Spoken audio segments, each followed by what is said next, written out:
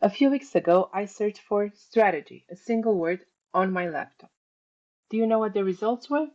57 documents showed up. 57. That means that over the past decade or so, I've worked on at least 57 documented marketing strategies, probably more because a lot of them are in a cloud somewhere. For most of my career, I assumed everybody did this. I assumed business owners sat down, figured out where they wanted to go, documented how they planned to get there, and used that document to guide their decisions. Then I started working with more solopreneurs and small business owners, and I discovered something interesting. Most of them don't have a strategy. What they do have is a collection of tactics. They have content calendars, lead magnets, funnels, social media schedules, newsletters, growth goals, launch plans, and everything in between. What they don't have is a coherent explanation for why all of those things should work together. And that's a problem. It's a problem because when your business starts feeling chaotic, the answer is rarely another tactic. It's usually a missing strategy. In this video, I want to show you the 5 biggest signs that you don't actually have a strategy and then walk you through a simple framework for building one that's sustainable and profitable. Now let's talk about the signs that you don't really have a strategy and you're operating in a chaotic manner that rarely leads to sustainable profit in the long run. Sign number 1. Every new tactic feels exciting. One of the easiest ways to spot a missing strategy is that every new tactic sounds promising. One week you're convinced LinkedIn is the answer. The next week somebody tells you that YouTube is the future. Then newsletters are supposedly where all the money is. Then when somebody launches a community, you're the first to join. If someone tells you that webinars are the missing piece, you start planning your first webinar. Here's why this is a huge problem. When you don't have a strategy, every tactic looks equally important because you don't have a filter. There's no mechanism helping you decide what deserves your attention and what doesn't. You evaluate tactics individually instead of evaluating them through a larger business objective. This is why so many solopreneurs end up with a graveyard of abandoned experiments that led nowhere. Now, a strategy, a documented one, acts as a decision-making framework. It helps you determine whether a tactic supports the game you're trying to win or not. Without that framework, you're essentially collecting tactics and hoping they'll somehow form a coherent business. Sign number 2. Your goals sound impressive, but they're honestly useless. Another sign that you don't have a good strategy is that your goals are vague. A lot of business owners tell me things like, I want more clients, I want to grow, I want more visibility, I want to make more money. Here's the problem. These are dreams, not goals. Unlike dreams, goals have numbers attached to them because otherwise they can't guide decisions. If you say you want more clients, how many clients is that exactly? By when? At what profit margin? Through which acquisition channel? What happens after you get them? Most people never answer those questions because they don't ask them in the first place. As a result, they struggle to evaluate whether their business is moving in the right direction or not. A good strategy requires numerical clarity. Instead of saying you want growth, because we all want growth, define what growth actually means. Maybe you want 50 new clients by the end of the year. Maybe you want to add $800,000 in annual revenue. Maybe you want 30 new clients in Q3 and another 20 in Q4. The specific number matters less than the clarity it creates, because once a goal becomes measurable, it becomes possible to build a strategy around it. Without numbers, there's no meaningful feedback loop, which means that you can't tell whether you're succeeding, failing, or drifting. Sign number 3. You know what you're selling, but you don't really know who you're selling it to. This is probably the most common strategy problem I encounter. Most people can explain their offer. They can tell you what they do. They can describe their service. They can walk you through their pricing and the rationale behind it. But when you ask who they're trying to help, the answers become surprisingly vague. Small business owners, consultants, coaches, founders. Those labels are so damn broad that they become almost meaningless. A strategy starts with understanding the people you're trying to serve because every decision you make later depends on that understanding. For instance, which channels deserve your attention? What content should you create? What objections need addressing? What language should you use? Which offer should you lead with?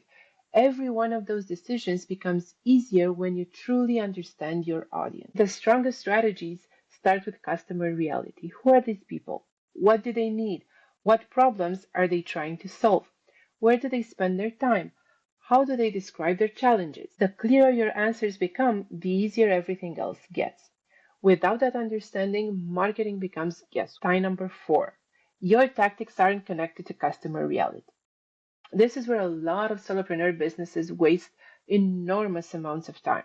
Their marketing plan looks organized. They publish content regularly, they send their newsletter, they post on social media, they experiment with new channels, and so everything appears productive. But this is a trap, because when you ask them why they're doing those things, the answers are often quite weak. Because everybody said I should, because that's what successful businesses do, because that's what my coach told me to do, because I heard it works.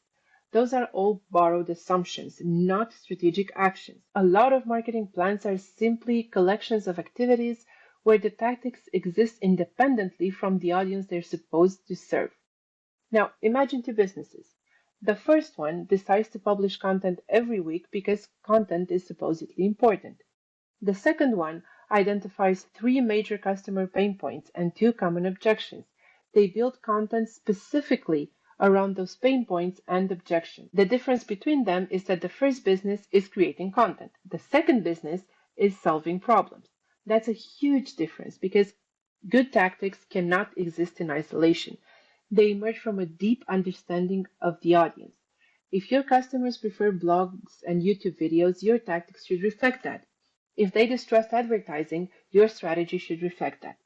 If they have specific objections, your content should address those. Sign number 5 that you don't have a marketing strategy and that you need one. You're planning for the next quarter instead of the next 3 years. Most business owners spend a lot of time thinking about the next few months. What should I launch? Which channel should I focus on? How do I get more clients this quarter? Those are all important questions and they do feel immediate. But strategy requires a longer horizon. Let's say you want to add $800,000 in revenue this year. Why? Where does that number come from? What larger objective is it serving? Maybe that revenue target is part of a bigger goal to build a $6 million business within 3 years. Now your annual goal has context. Now your quarterly decisions have direction. Without that longer term perspective, it's easier to get distracted by short term opportunities that pull you away from where you're trying to go. The best strategies are those that connect today's actions to tomorrow's ambitions. They are the ones that help you make decisions that compound over time. So, how do you actually build a strategy? Where do you even start? This one's fairly simple, but definitely not easy. You always start with your audience. They are the ones that inform all your subsequent decisions. Before you do anything else, get clear on a few things, like who are your clients? What do they need? Where do they hang out, online and or offline? What's their throbbing pain that you can solve? How do they speak? Answer this to know what tone of voice to use.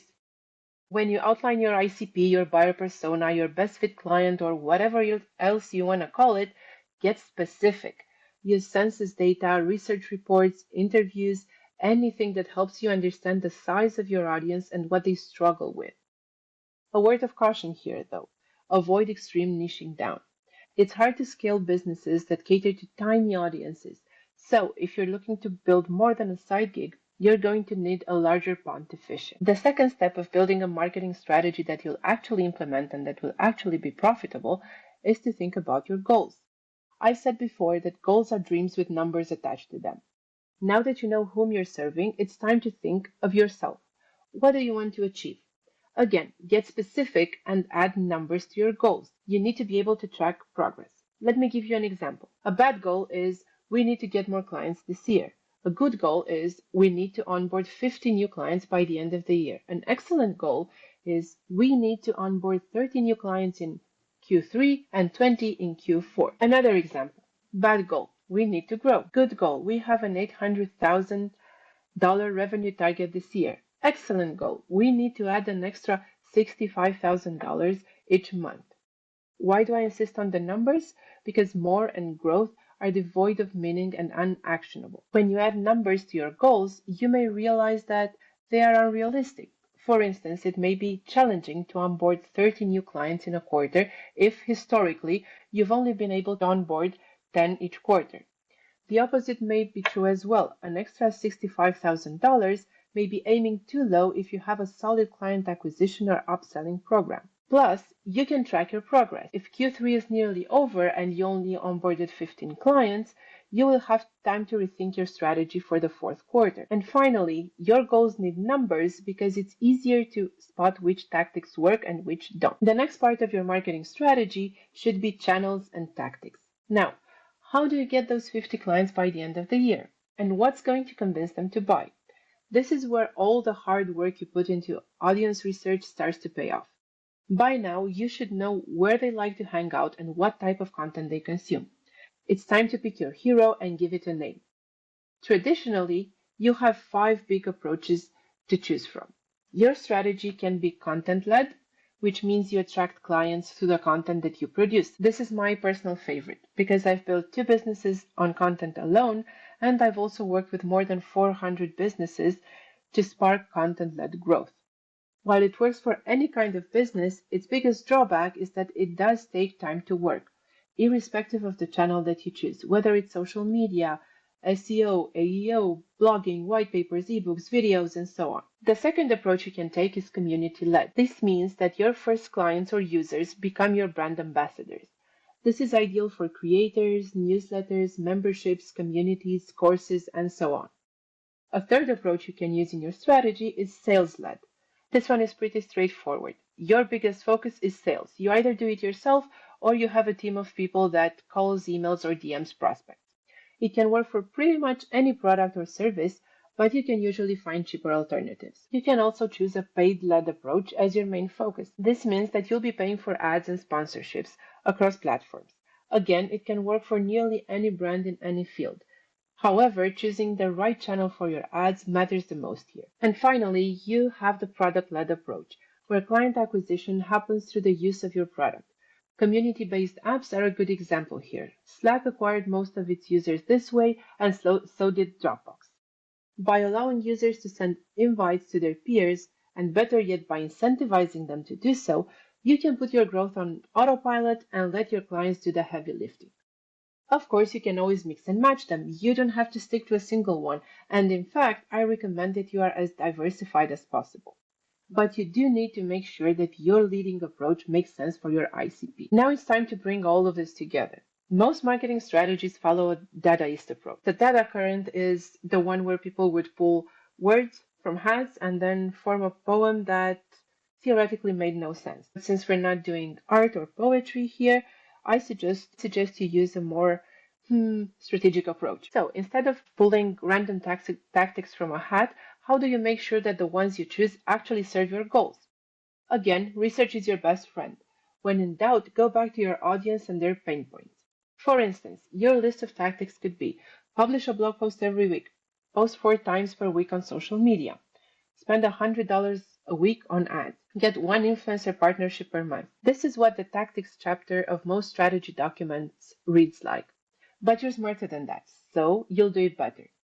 Since you already know 3 of your clients' biggest pain points and 2 of their objections, and you also know that they like to read blogs and watch YouTube videos, and that they distrust ads, you can now map out their pain points and objections into as many pieces of content as you need to be truly helpful. You create the content in the formats that they prefer, blog and video, and distribute them on the social media platforms that they hang on.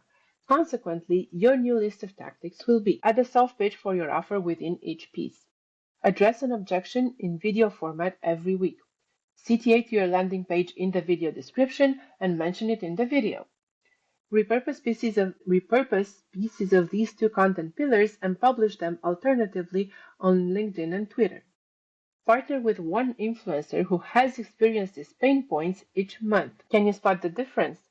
We've eliminated ads altogether, and the tactics don't look arbitrary anymore. They are correlated with your audience's needs and goals. This is a very, very simplified approach to tactics and strategy in general. You will, of course, have more tactics, more channels, and the budget to balance. But the principle is the same, irrespective of the number of variables. Now let's talk about the marketing mix. By now, you should be able to map out a marketing mix in your strategy. also known as the 4Ps: product, price, place, and promotion. This is a handy overview of your strategy. I'll leave an image from HubSpot here. The marketing mix is a very old technique, but it has a big advantage.